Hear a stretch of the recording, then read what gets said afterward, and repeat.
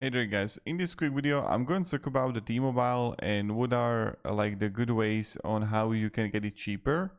So what is great way is that you want to pair it with voice lines. The best rates are generally only available if you have a qualifying T-Mobile voice plan. So this is something that you can actually try to do.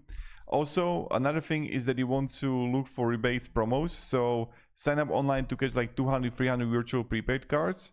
Now switch to the like Rely plan. This is another thing. Now you can try also cashback, and of course, if you want, is like have someone sign up for the home internet. For example, your partner when there is like a Black Friday that you would like cancel, for example.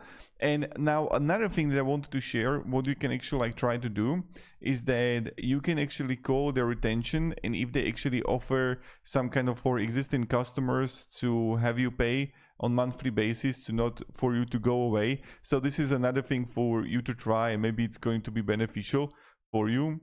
So that's pretty much it. So thank you very much guys for watching, and have a great day and good